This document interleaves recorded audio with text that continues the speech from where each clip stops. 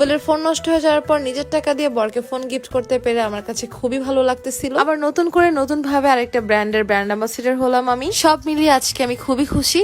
আসসালামু আলাইকুম সবাইকে, কি অবস্থা সবার, কেমন আছেন? কয়েকদিন আমার জীবনে আল্লাহর রহমতে খালি গুড নিউজ আর গুড নিউজ আসতেছে। নতুন একটা ব্র্যান্ডের সাথে নতুন করে পথ চলা শুরু করলাম আজকে আমি। তো এটা ছিল সেটার মিটিং। এগ্রিমেন্টের পেপারটা আমি ভালোভাবে একটু দেখে নিচ্ছিলাম যে সবকিছু ওকে আছে কি। মানুষের জীবনে লক্ষ্য আর মনটা যদি স্থির থাকে তাহলে কিন্তু সামনে এগিয়ে যাওয়া যায়। গতকালকে আমি তোমাদেরকে আমার লাইফের নতুন একটা অধ্যায়ের কথা বলেছি। এটা ছিল আমার লাইফের লাস্ট দুইটা ড্রিমের আগের ড্রিম। তার মানে আমার লাইফে আরো দুইটা ড্রিম আছে। কোন দুইটা ড্রিম আছে অবশ্যই কোনো না কোনো একদিন এইভাবেই তোমাদেরকে বলে দিব।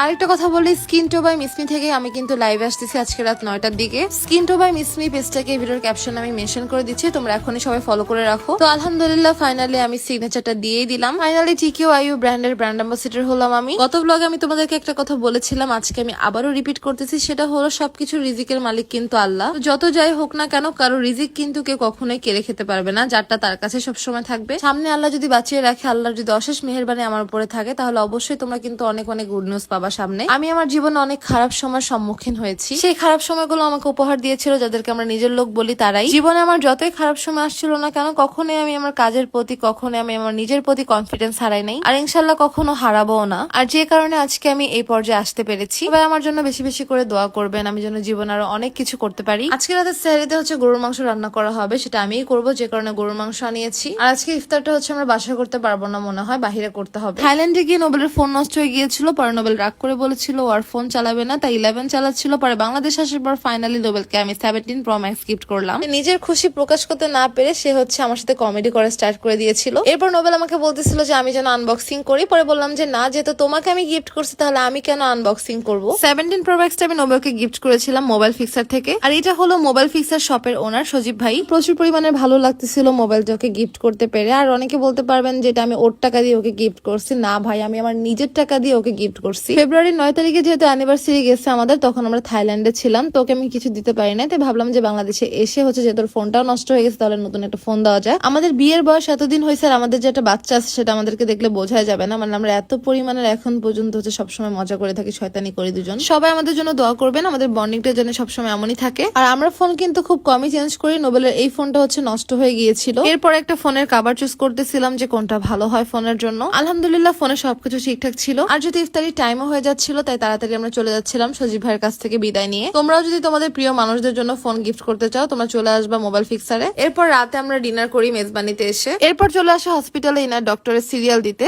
এরপর আমি বাসায় এসে সেহরির জন্য গরুর মাংস রান্না করতে চলে আসি। তো যাই হোক না কেন, এই ছিল আমার আজকের মতো ছোট্ট একটি ভিডিও। ভিডিওটি ভালো লাগলে অবশ্যই কিন্তু আমার পেজটাকে ফলো করে ফেলবেন, সবগুলো ভিডিওতে লাইক কমেন্ট শেয়ার করে ফেলবেন। আবার দেখা হবে আপনাদের সাথে আগামী ব্লগে। আজকের মতো ভিডিওটি এই পর্যন্তই। আল্লাহ হাফেজ সবাইকে।